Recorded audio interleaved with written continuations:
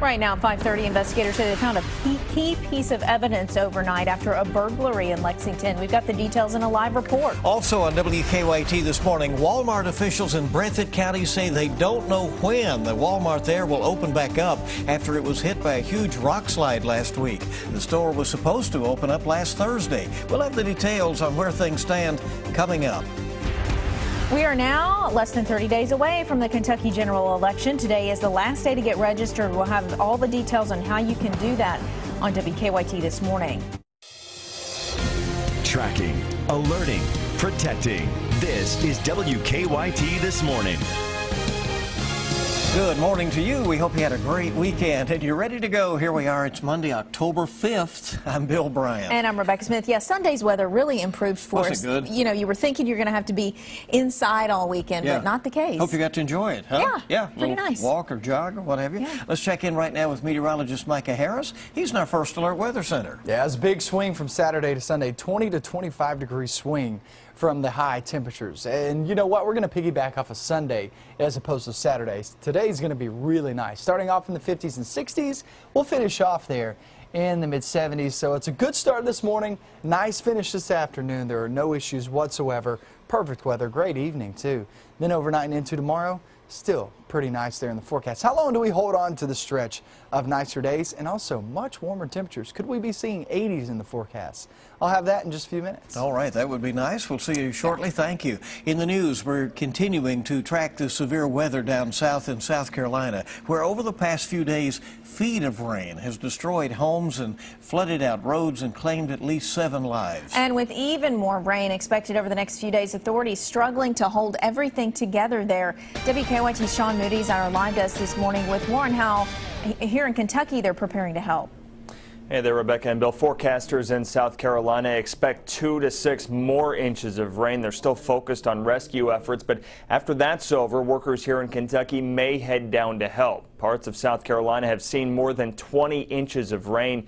Governor Nikki Haley said the state hasn't seen anything like this in 1,000 years. Crews have rescued hundreds of people from high water, but the Associated Press reports 7 people have died. Thousands of people don't have power, and while the rain is still falling, there's no way to know when they'll get it back. Kentucky Utilities workers back here in central Kentucky said they'd been in contact with emergency officials there, and they'll likely find out today whether or not they're needed. The mayor of Columbia says it's going to take a while to recover.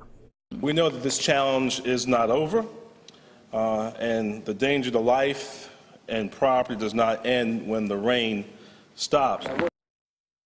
That rain has also washed out roads in the area. State officials shut down a 75-mile stretch of I-95. At the live desk, Sean Moody, WKYT. Well, here in Lexington, police are investigating a burglary this morning after they say a pair of men broke into a home. But police say the suspects left behind a key piece of evidence that may help them. WKYT's Hillary Thornton is live from the scene. It's on Millwood Cove this morning, and she has details. Good morning, Hillary. Good morning, Bill and Rebecca. Police are hoping that a cell phone left here at the scene will help them figure out who these 2 men are. They say that cell phone is not the homeowner's, so now they're trying to figure out if it does belong to one of the suspects or if it was stolen from another location. The home invasion happened just before 3 o'clock this morning when the homeowner woke up to find 2 men standing in his home. Investigators say the 2 burglars rummaged through a vehicle that was out in the driveway, stealing items from in there, then somehow making their way into the garage. From the garage, the men entered the home, and shortly after that is when the man who was asleep inside woke up and found the 2 men. Police say when the suspects saw the homeowner awake, they then ran off.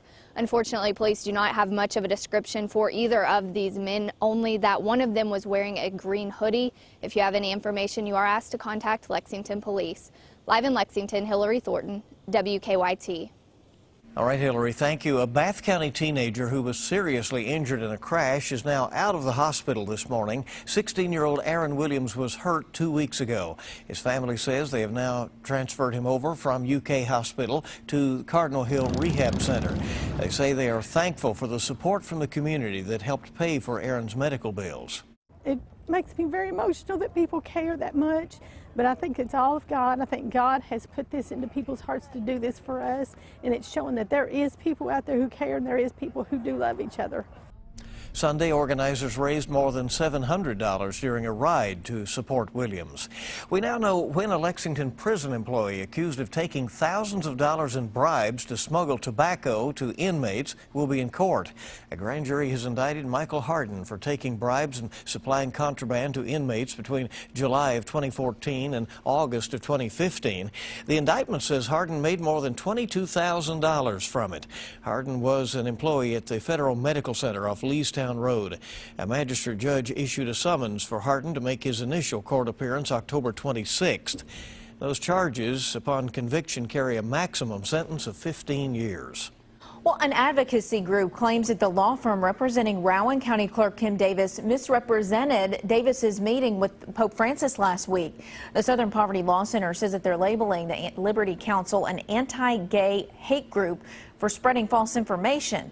The Liberty Council revealed last week Davis met with the Pope in a private meeting while he was visiting the United States. They claim the Pope thanked Davis for her courage. A spokesperson from the Vatican says Davis met with the Pope in a public setting. Versailles could become Kentucky's 9th city with a law in the books that protects LGBT citizens. Our news partners at the Herald Leader report tomorrow the city will hear from an advocate from the Woodford County Human Rights Commission. Back in June, neighboring Midway adopted a fairness ordinance of their own. Versailles Mayor Brian Tragot says after Midway approved the ordinance, it would only be a matter of time before Versailles followed suit. A man who Lexington police claim is responsible for 2 robberies and shooting at a woman while she was in her car will be in court today. Officers arrested 20-year-old Denzel Manning Saturday afternoon. Police say Manning and another person robbed someone on East Reynolds Road. According to court documents, Manning shot at a woman's car while she was inside. About 15 minutes later, police say he robbed someone else on Laredo Drive. That's where authorities arrested him. Manning is charged with 2 counts of armed robbery and 1 count of wanton endangerment, and he is set to be arraigned today. Lexington police are still looking for a man who robbed a bank over the weekend. Police say Saturday someone walked into the Republic Bank on Harrodsburg Road. They say he had a weapon and demanded money. We're told the robber was wearing a dark green hoodie, dark pants, and had a bandana over his face.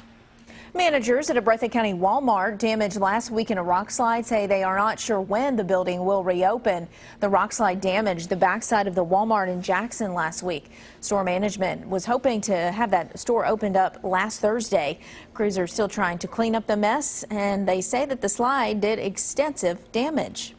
A crash that damaged a Lexington post office last week may cause some problems for customers headed there today. Someone drove through the glass front of the post office on Creative Drive Friday, damaging the customer entrance. While no one was injured, we're told it's not safe for customers and employees to use the main entrance right now. P.O. Box customers can pick up their mail at the carrier entrance until repairs are complete. The Postal Service is asking retail customers to visit other Lexington offices. Time this morning is 5:38 on WKYT. A staff at an Eastern Kentucky high school is trying to find whoever is responsible for vandalizing its football field. Cameras at South Floyd High School show a car driving onto the field early Sunday morning. This is a look at the damage that was left behind. Cameras show a car pulling onto the field around 1 o'clock Sunday morning. School leaders say they don't have a good description of the suspects. A search crew from Louisiana plans to return to Kentucky to continue searching for a man who went missing more than 3 years ago. Clarence Holmes disappeared on Laurel Lake in 2012 while he was helping others during a storm. Mark Michaud, who's been leading the search, says his team thinks that they're close to finding him. We're now less than a month away from Kentucky's November general election. This weekend, Kentucky's candidates for governor met at Kentucky State University in Frankfort to debate the issues affecting the Commonwealth. The event was called Operation Turnout. Now, on October 25th, WKYT will be broadcasting a debate among the candidates. Eastern Kentucky University and the League of Women Voters are sponsoring that debate.